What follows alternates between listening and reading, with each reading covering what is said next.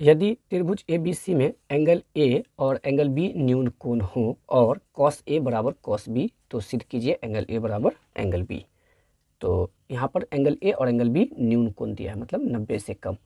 तो angle A और angle B ये ले लेते हैं हम लोग न्यून कोण, और बचा कोण सी, तो सी को शीर्ष कोण ले लीजिए। ठीक है, तो ये दोनों कोण न्यून कोण है, मतलब 90 से कम है। और हमें दिया गया प्रश्न में गिवन है कॉस ए बराबर कॉस बी, तो सिद्ध कीजिए कि एंगल ए बराबर एंगल बी। तो हमें तो मालूम है जितने भी त्रिकोणमितीय अनुपात लगाएंगे वो तो समकोण त्रिभुज में लगाएंगे, तो ये तो समकोण त्रिभुज है नहीं। तो ऐसा करते हैं, एक रचना कर लेते हैं, सी से सी डी लंब डाल देते हैं ए बी पर। तो यहाँ लिख दीजिए रचना में। ठीक है, क्या किए, सी से सी डी लंब ए बी पर डाला। ठीक, चलिए अब हम लोग इसको बनाते हैं, कैलकुलेशन करते हैं। सबसे पहले कॉस ए और कॉस बी दिया गया, तो cos A triangle A D C में आएगा। तो आ जाते हैं त्रिभुज ए डी सी में, ए डी सी में कॉस ए बराबर क्या लिख सकते हैं हम, तो कॉस ए बराबर क्या होगा, बी बाई एच। तो थीटा के सामने वाली भुजा तो पी होती है, तो बी कौन हो गया, ए डी। तो ए डी बट्टे एच, तो 90 के सामने वाली भुजा एच होती है, ए सी। ठीक है, इक्वेशन फर्स्ट। उसी तरीके से त्रिभुज बी डी सी में, बी डी सी में क्या हो जाएगा, डी 90 है। तो त्रिभुज बी डी सी में बी के व्यू से हमें निकालना है कॉस बी, तो कॉस बी बराबर क्या होगा, बी बाई एच। तो इस ट्राइंगल में थीटा के सामने वाली भुजा हो गया कौन, सी डी हो गया पी, तो बी कौन हो गया, बी डी। तो B by H means B D बट्टे एच, और एच 90 के सामने वाली भुजा बी सी। ठीक है, इक्वेशन सेकेंड। अच्छा, अकॉर्डिंग टू क्वेश्चन हमको प्रश्न से क्या मालूम है, प्रश्न से मालूम है कॉस ए बराबर कॉस बी। तो क्या इसे हम लोग लिख सकते हैं, समीकरण 1 और 2 से वैल्यू बैठा सकते हैं। कॉस ए बराबर कितना है, ए डी बट्टे ए सी, और कॉस बी बराबर कितना है, तो बी डी बट्टे बी सी, है ना। ये काम कहाँ से किए, तो इसको हम लोग लिख सकते हैं समीकरण 1 तथा 2 से। इस वैल्यू को पुट कर दिए, कॉस ए का मान यहाँ बैठा दिए, कॉस बी का मान यहाँ बैठा दिए। हमें अगर यह मालूम हो जाए कि ए सी और बी सी बराबर है, तो ऑटोमेटिक इसके सामने वाली ये एंगल और इस भुजा के सामने ये एंगल बराबर हो जाएगा। बट यहाँ तो कोई एक दूसरे से कैंसिल हो नहीं रहा है, तो नहीं हो रहा है। तो इसे हम लोग क्या करते हैं, बराबर कोई चर मान लीजिए, इतना बराबर के माना। ठीक है, इस दोनों अनुपात को बराबर के मान लिए। जब के मान लिए दोनों ही अनुपात को, तो ये जब ए डी बट्टा ए सी, बी डी बट्टा बी सी बराबर के है, तो ये दोनों तो इसके बराबर है ही, और ये अनुपात इसके बराबर है, इट मीन्स ये भी के बराबर हो गया। तो यहाँ से इसे हम दो हिस्से में इस तरह बांट सकते हैं, ए डी बट्टे ए सी बराबर के, और बी डी बट्टे बी सी बराबर के। ठीक है, दोनों को क्रॉस गुना कीजिए तो कितना हो जाएगा, ए डी एक का ए डी, और इसको गुना कर देंगे तो के इंटू ए सी।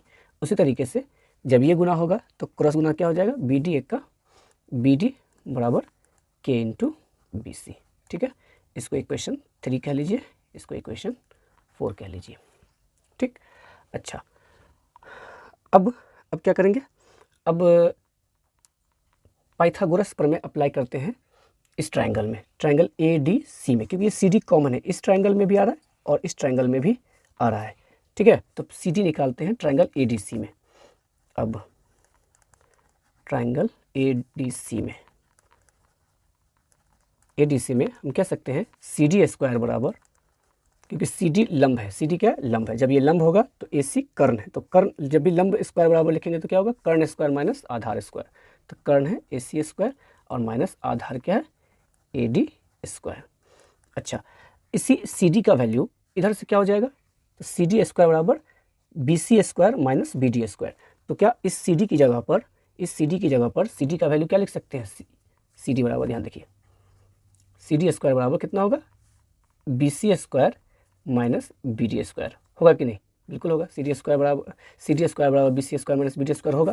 तो हम लोग इस सी डी का वैल्यू यहाँ ये लिख सकते हैं, B C square minus B D square, है ना। सी डी की स्क्वायर बराबर B C square minus B D square, और इधर का रहने दीजिए, A C square minus A D square.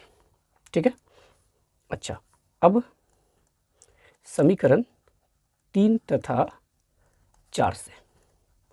समीकरण 3 और 4 को देखिए, तो यहाँ पर बी डी का वैल्यू 4 से मालूम है इतना और 3 से मालूम है ए डी का वैल्यू, तो पुट कर दीजिए B C square minus B D, तो बी डी की जगह बी डी का मान क्या लिख सकते हैं, के इंटू बी सी, स्क्वायर है तो स्क्वायर डाल दीजिए, A C square minus A D, तो ए डी कितना है, के इंटू ए सी, स्क्वायर है तो स्क्वायर डाल दीजिए। अब इसको आगे सरल करेंगे तो क्या हो जाएगा, के का भी स्क्वायर हो जाएगा और गुने बी सी का भी स्क्वायर हो जाएगा, बराबर इधर भी वही ए सी स्क्वायर माइनस के का स्क्वायर इंटू ए सी, ए स्क्वायर दोनों के लिए। अब इधर देख लीजिए लेफ्ट साइड बी सी दोनों में है कॉमन, तो बी सी स्क्वायर कॉमन लेंगे तो बच जाएगा बी सी, एक का बी सी एक बार में कटा, माइनस बी सी स्क्वायर से बी सी स्क्वायर कैंसिल, तो के स्क्वायर, राइट साइड में ए सी स्क्वायर कॉमन, तो ए सी स्क्वायर से ए सी स्क्वायर एक बार में कट जाएगा, ए सी स्क्वायर से ए सी स्क्वायर कैंसिल, तो बच जाएगा के स्क्वायर। अच्छा, लेफ्ट साइड भी 1 माइनस के स्क्वायर और राइट साइड भी आ गया 1 माइनस के स्क्वायर, दोनों तरफ इंटू में है, यहाँ पर कोई साइन नहीं तो इंटू, तो आप एक बार में कैंसिल कर सकते हैं। तो कितना आ गया, बी सी स्क्वायर एक का बी सी स्क्वायर और ए सी स्क्वायर एक का ए सी स्क्वायर, दोनों तरफ पावर से पावर कैंसिल, ठीक है। तो कह सकते हैं हम लोग बी सी बराबर ए सी। अच्छा, अब जब ये दोनों बराबर ही हो गया तो बी सी के सामने का एंगल ए और ए सी के सामने का एंगल बी बराबर हो गया, ठीक है। चूँकि यहाँ पर लिख सकते हैं आप, चूँकि समान भुजा के सम्मुख कोण भी समान होते हैं, ठीक है। तो ये चीज़ साबित हो गया, ओके।